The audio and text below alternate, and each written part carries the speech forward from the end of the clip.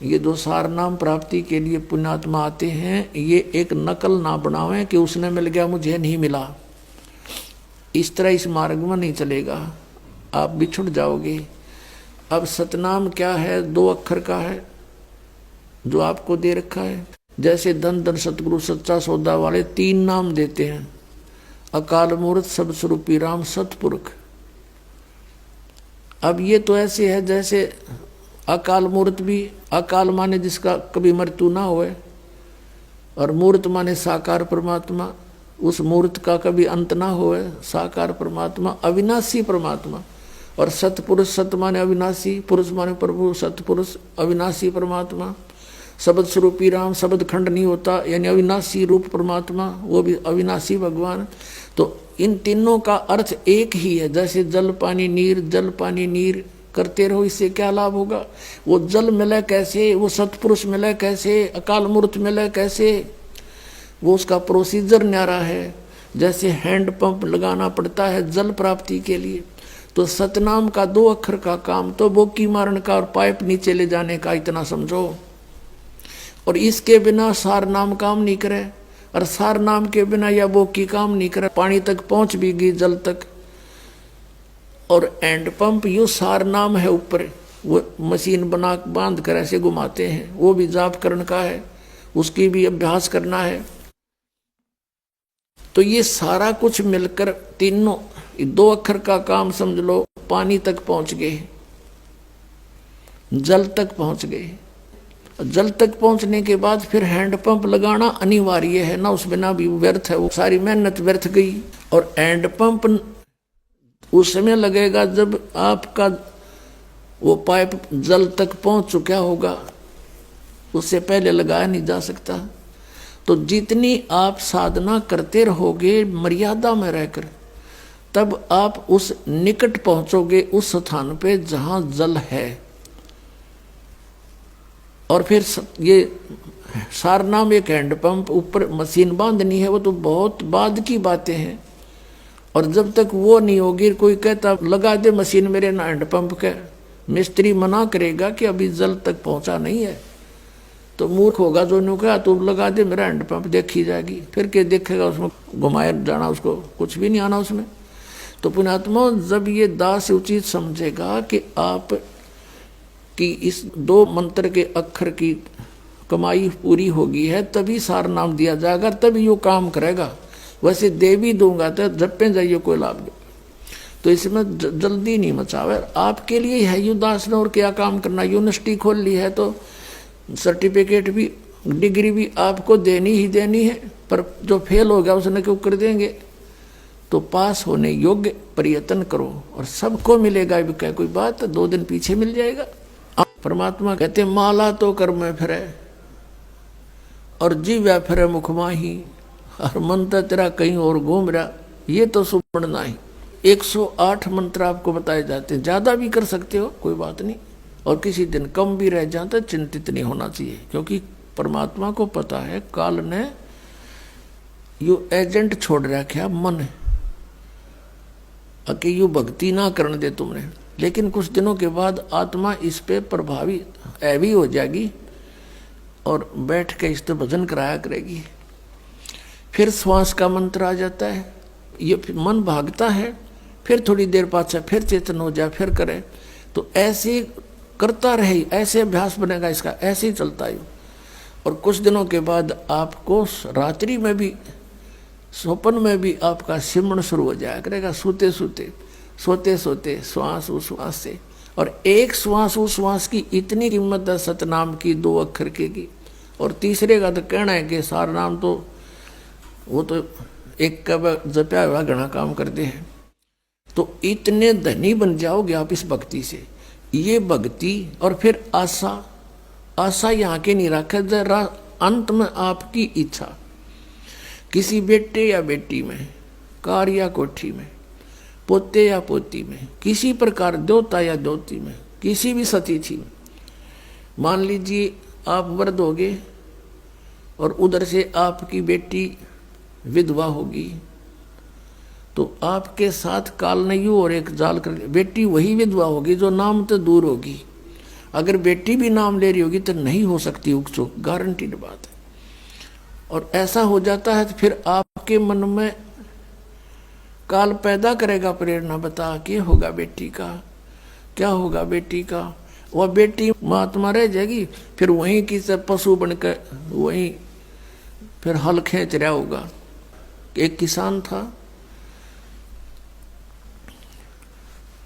परमात्मा की आत्मा था, कहते हैं जो जन मेरी शरण है। पुणात्माओं आप समझोगे, क्योंकि बालक नहीं बुद्धिमान समाज है आज मानो। किसी का बालक बिगड़ जाए, बेटा या बेटी, उस माता पिता से पूछ कर देखो वो कितना दुखी रहता। सपने में भी उसको ये चिंता बनी रहती है कि किस प्रकार मेरा बच्चा फिर से लाइन पकड़ जाए, उसके लिए कितना दुखी होता है। और हम उस परम पिता के बच्चे, उसी के बेटा बेटी हम, और वो हम कितने बिगड़ के यहाँ आगे इस काल का फंस गए। अभी हमारी रेल बना रहा है सबकी, ब्रांड मैट्रिक रखी यहाँ पर, ले लिए इंडिया हमने इसके साथ आकर के। लेकिन वो कहते हैं ना माता पिता बुरे नहीं हो सकते, बेटा बेटी वैसे 100 गलती कर दे। अब उसी विधान से वो हमारा पीछे फिर रहा है। परमात्मा कहते हैं कि जो जन मेरी शरण है, एक बार भी किसी युग में ये भोली आत्मा मालिक से टच होगी, कभी उसके भेजे हुए दास से कभी उपदेश ले लिया, तो फिर वो रह भी गया यहाँ पर, फिर भी मालिक उसके पीछे पीछे फिरता, कभी इसने सद्बुद्धि आ जा, किसी प्रकार फिर से ये लाइन पकड़ दे। तो ऐसा ही एक किसान था। अब उसके पास परमात्मा गए और उसे राम रमी करी, क्योंकि पिछला संस्कार जो होता है उसमें गुण होते हैं।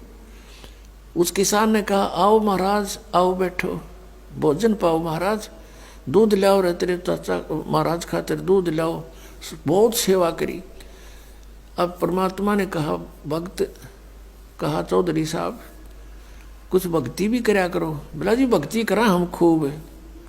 क्या करते हो? शिव जी भगवान का जल चढ़ा जा और श्याम जी की पूजा करते हैं। 8 ने पूड़े तार लिया, 2 ने खीर बना ले,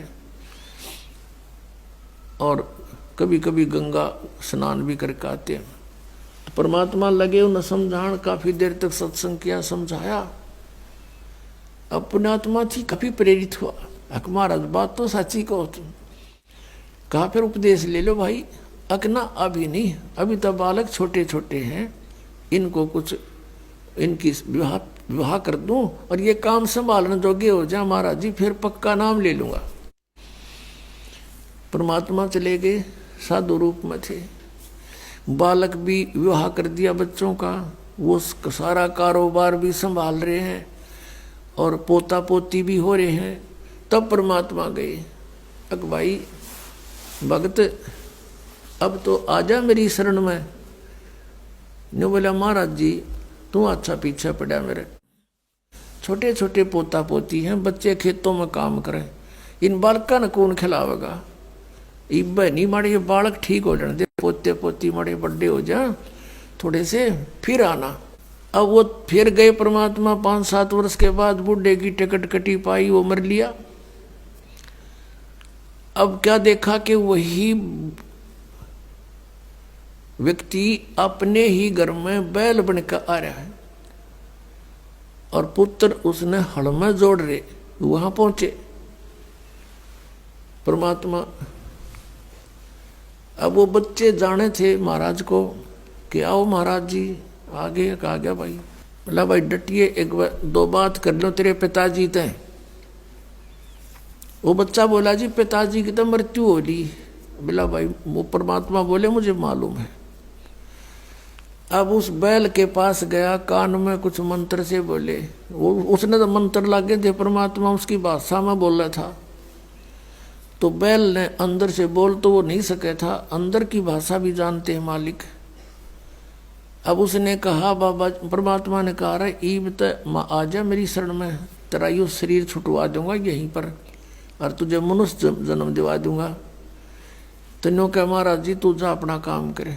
अब मेरी जगह पर कोई और बैल आ गया, काम ठीक ना करेगा तो मेरे बड़का का टोटा नहीं हो जाएगा। अब परमात्मा चले गए, भाई ठीक है। कुछ दिनों के बाद क्या हो गया कि वो वो बैल वाला शरीर भी छूटना ही था, कभी ना कभी मृत्यु होगी। फिर वो बन गया सर्प।